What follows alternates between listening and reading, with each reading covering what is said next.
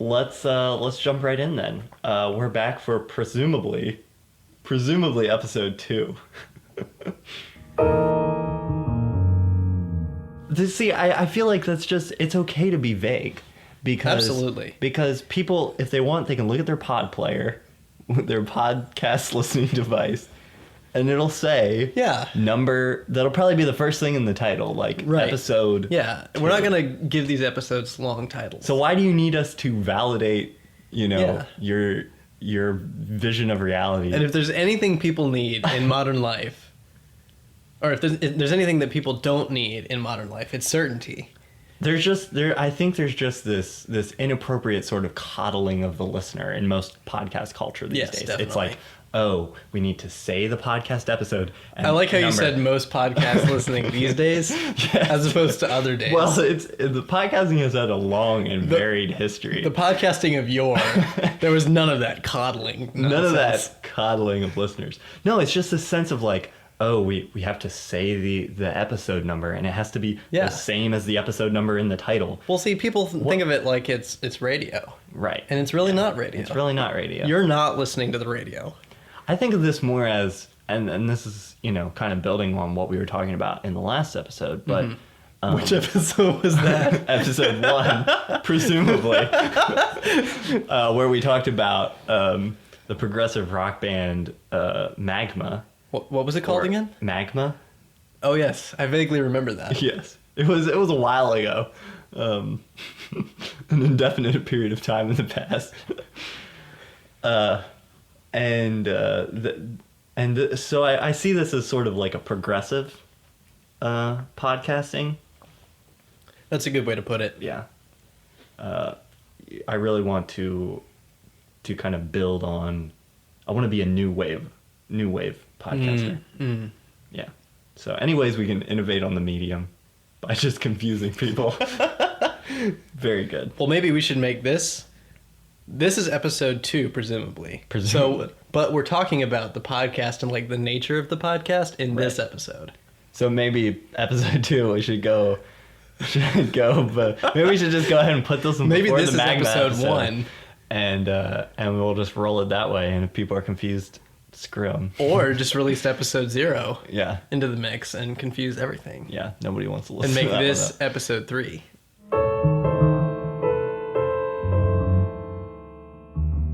Presumably, I'm Thomas. And I'm still Ben. Ben's still Ben. And this is Obscurigami, a show / podcast where we talk about obscure things. So, Thomas, tell me about something obscure tonight. The obscure thing that I've done some reading about is, well, first off, for a little background, by way of intro, I'll start with something that is not really at all obscure. Have you ever heard of the video game World of Warcraft? Is that one of those like open source? You would imagine kind of like a Biniacs too.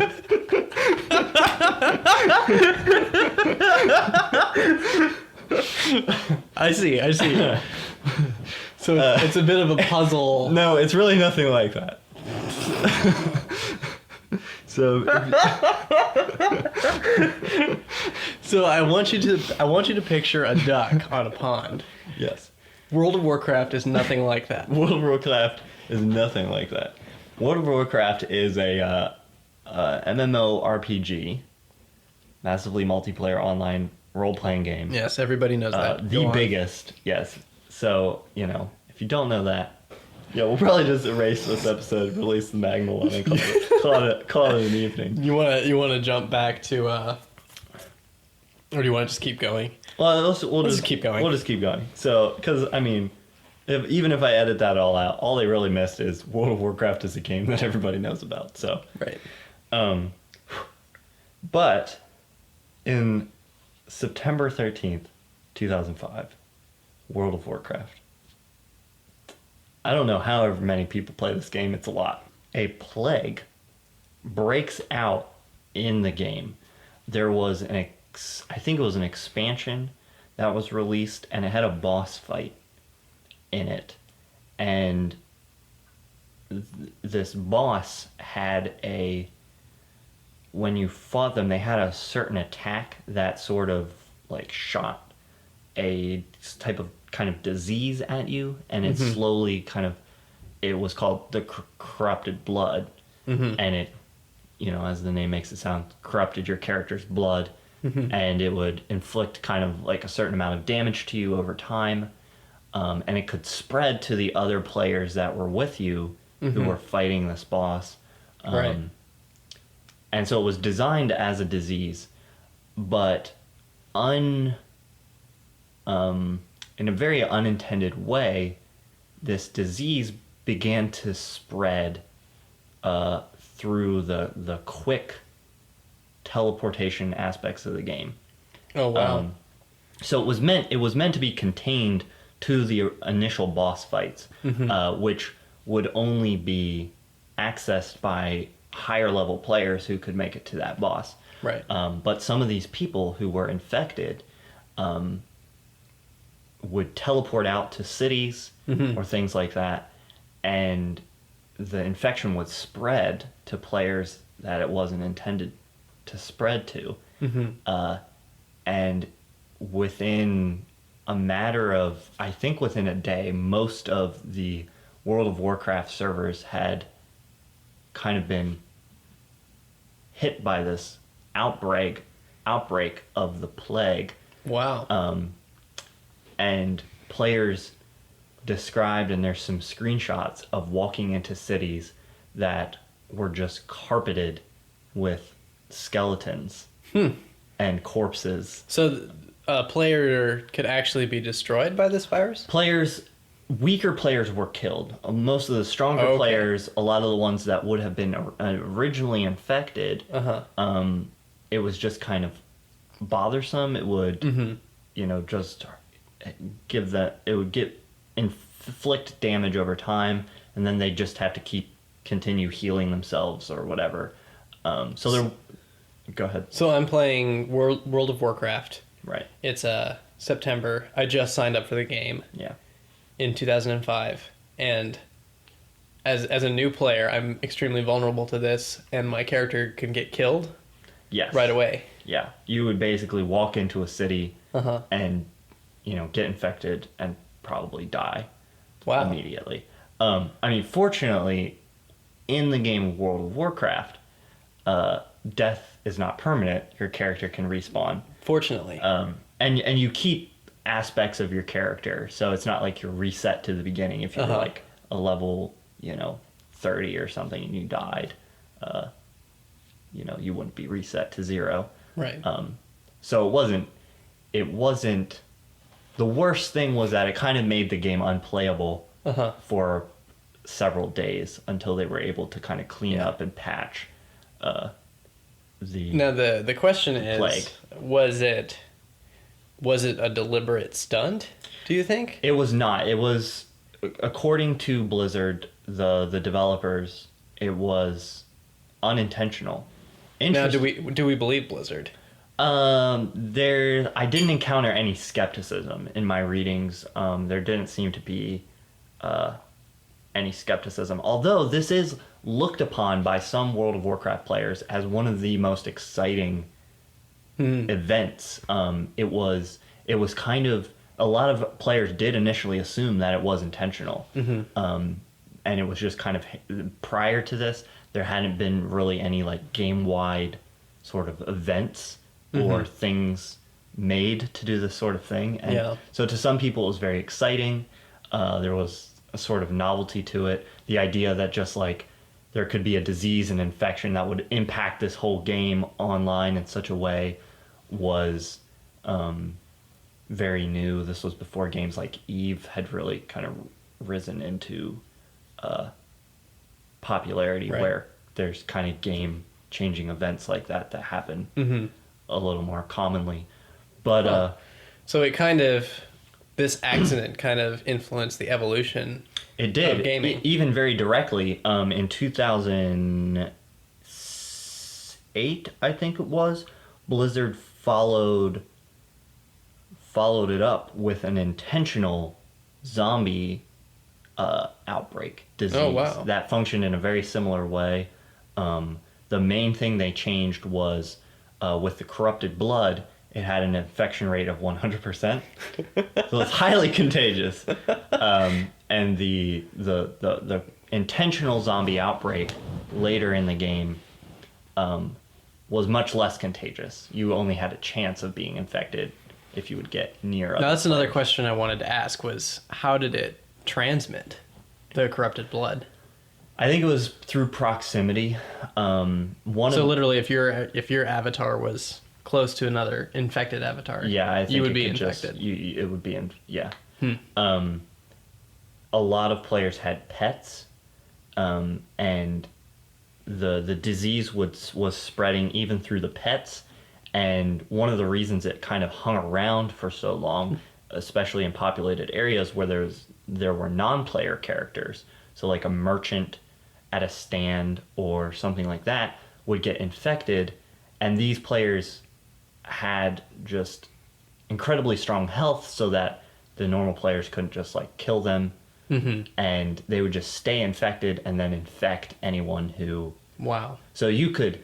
And you didn't become immune. So like you would play, you could go into a city, get infected, die, respawn, go back into the city, get reinfected. So it literally spread just like a real plague. It spread. Like it spread through the animal population. Yes. And wow, that's fascinating. So that's a fascinating art imitating life scenario. Yes. There was something interesting that happened was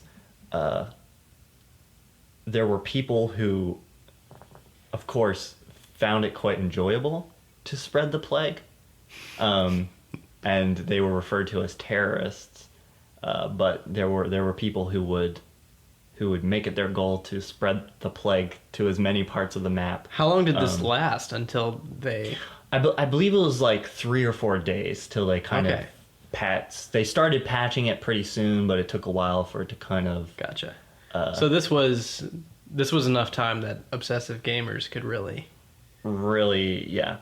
I imagine most of the really obsessive Warcraft gamers were probably strong enough to where, they could kind of survive it. Because it was mostly terrorists and then become terrorists or just, hang out not in cities or something where most of the death was happening. Were there like quarantine zones? Not officially, but I mean they may have developed in a that would be interesting in an unofficial manner. A Reddit user, the Purple Hammer, gave an antidote from this time he was playing, and he said, apparently despite nuking and clearing out the server by Blizzard to eradicate the plague and its carriers, the proponents lived a Taliban lifestyle and would hide, infect their pets for reinfection, and would infect non-player characters for further spread. Human nature is truly revealed at its finest level when given anonymity and immortality. So even once Blizzard started trying to get rid of the plague, there were people who found it their calling to carry the mantle of the corrupted blood, so to speak. Wow. So, does it still exist, or is it pretty much completely eradicated? I think it's eradicated now. I think later versions patched it completely in out, a complete way, or made it incompatible with newer versions. It gets better, as you pointed out earlier. Well, here I'll throw in this little fact before I get to kind of part 2. This was not the first disease, interestingly enough, to ravage a game. There was an incident prior to this in May of 2000 where many players of The Sims were outraged when their game characters died because of an infection from a dirty virtual guinea pig. So apparently there was a similar incident.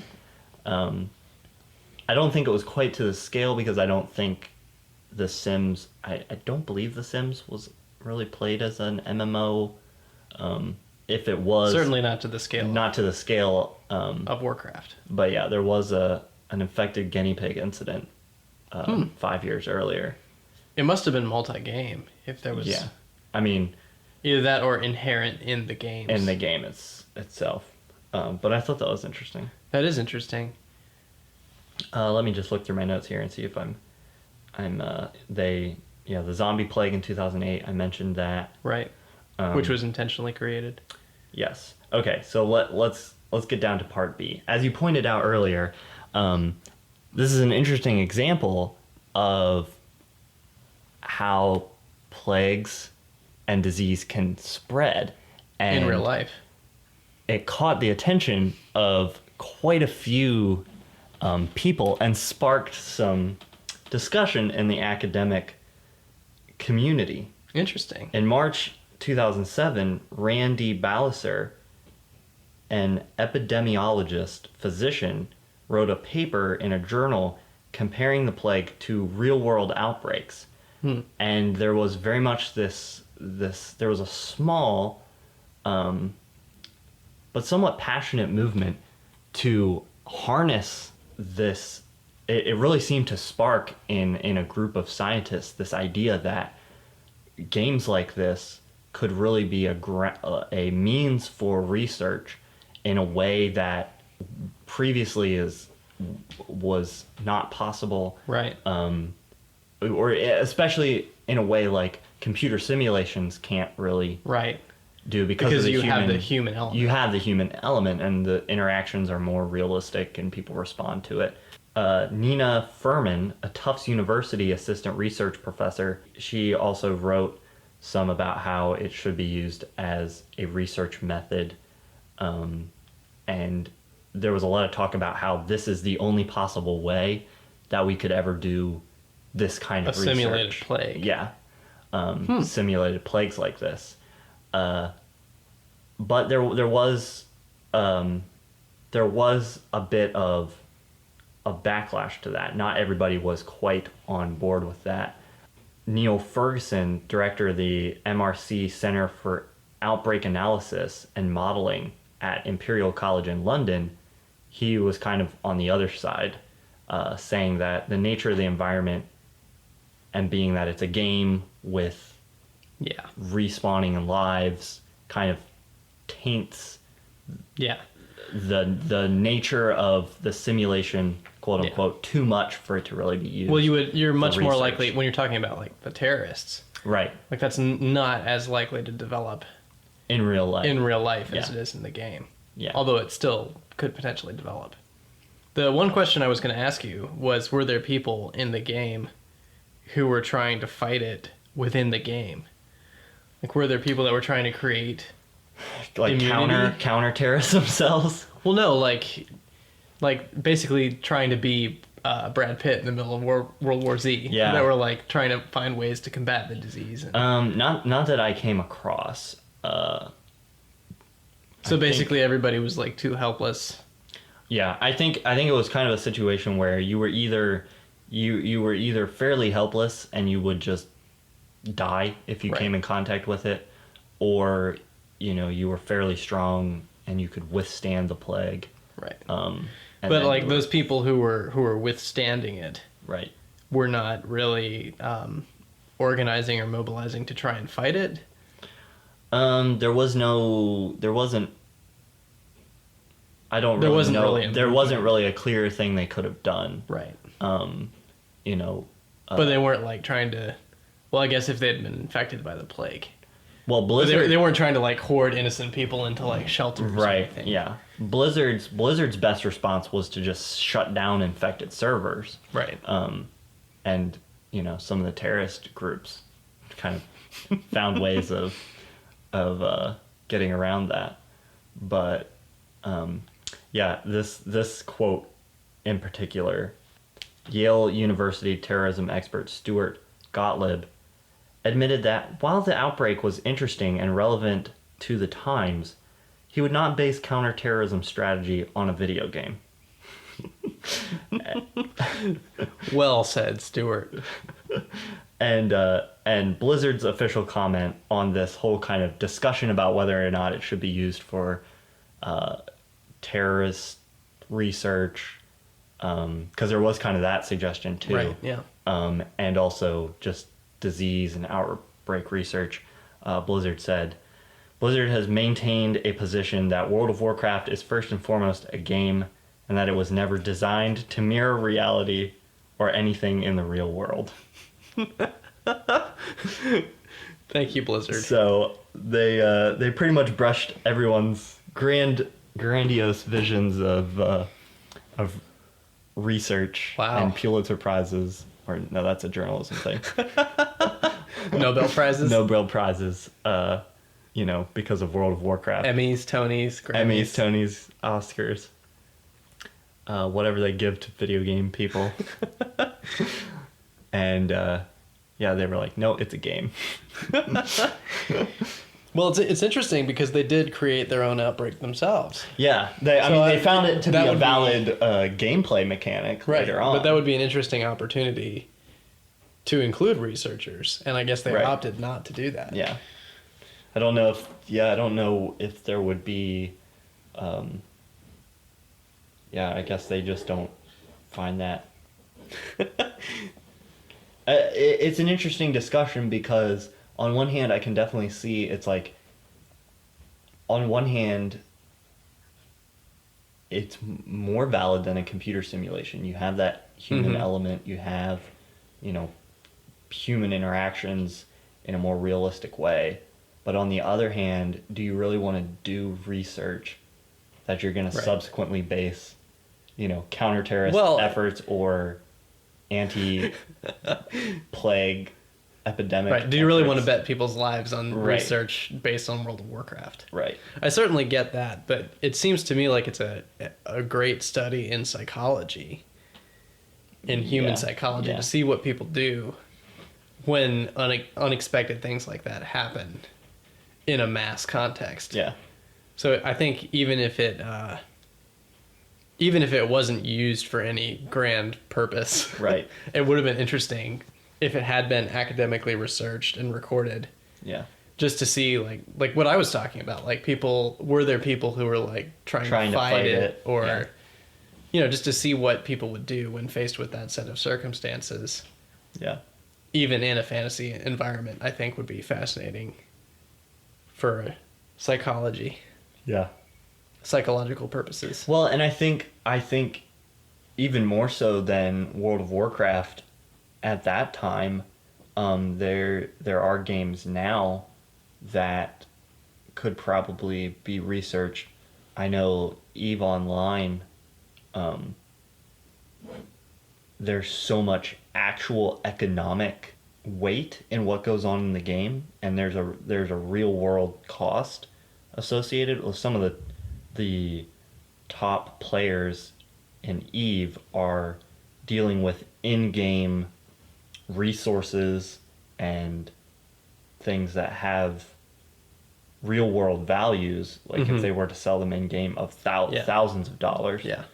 And so that certainly gives much more weight to interactions and actions and stuff like that. And I think would kind of lend itself to more interesting research.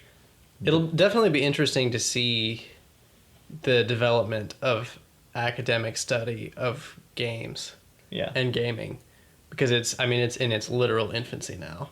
Even things of like 100-year-old arts, like film and television studies are in their infancy now, on the academic scale.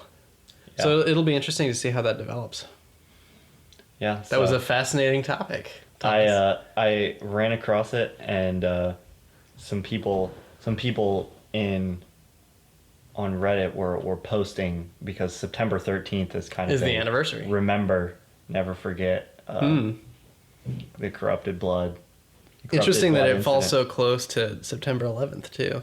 Yeah, another anniversary, real life anniversary.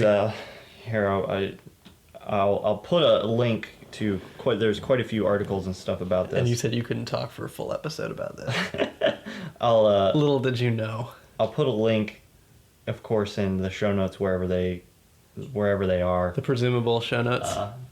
And you'll be able to find photos of this there, but I just want to show Ben some photos of this plague because it's truly a sight to see. But yeah, I mean, and each of those skeletons is a player death. Wow. Huh. And it just ravaged. The devastation here, folks, is terrifying. The streets were just carpeted. Wow. So the bodies hit the floor. You can see how, as kind of this thing that came out of nowhere, it was a pretty impactful event for the players. I would imagine so. It seems intentional. It seems like something that the game, looking at it just looks like something that the game designers would have planned, but that they meant to do. I guess they didn't. They did later. Well, that was fascinating. Yeah, that was corrupted blood. A very the game itself is not that obscure, but it was somewhat of an obscure event within the game. And what I found most intriguing was the sort of academic discussion that surrounded because I read some of the papers that were written by some of these academic types, and just the sort of how adamant they were that it was like it had suddenly dawned on them, video games, this is an opportunity we must leverage. Lives will be saved. Yes. If we can just leverage this in the correct way. Academia does have a way of, I guess, because the whole point of it is to be persuasive. Yes. You're sort of forced to throw yourself in wholeheartedly to one side or the other. I think so. Transitioning now, this is our random Wikipedia article section. Where we push the random button. And see what comes up on Wikipedia. And then we talk about it. Then we'll have a little chat about it. Little conversation. So today's Wikipedia article is Zemania, a city and a municipal board in Gazipur district in the Indian state of Uttar Pradesh. And I'm sure I slaughtered every single one of those pronunciations. Uttar Pradesh. Yeah. So I feel like this is fairly obscure because I haven't heard of it. It does seem to be. I haven't heard of the state it resides in, nor the district, nor the city itself. Apologies to our Indian listeners. I'm sure you're all very familiar. Our complete absence of knowledge. So It's- give me a little bit more. It's located on the banks of the, how do you say the river? The Ganges? Yeah, the Ganges. Oh, there's a new bridge under construction. It's divided into two main towns. Founded in 1560 by Ali Quli Khan, the governor of Jaunpur, named after his title, Khan Zaman. So, Khan Zaman. It has two colleges. Oh, wow. The Hindu PG College and one that I won't attempt to pronounce. How many people live in this fair city? 25,000 roughly. Gotcha. Which is a pretty decent size for a town that seems to, its most notable aspect seems to be its railway station. Mm-hmm. It literally says, the Wikipedia article literally says, Zamania is a railway station on the main rail. Yeah. How big of an area are we talking about in mileage? I mean, it's a railway station, Ben. Well, there's two colleges in this railway station.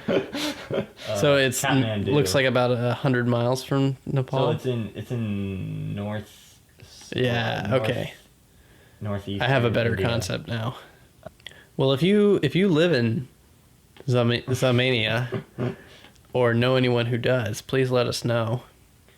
We'd be happy to give them a call. We've expanded our geography knowledge by a small amount. A tiny percentage. Yeah, there we go. I think at some point we should try hitting because before you can drill down to hit a random article, you have to choose the language of Wikipedia that you're in. Right. I think in a future episode, presumably, in a presumably future episode, Right. because we don't know, who knows if we record, 10 episodes and they come Yeah. out before this one. Um,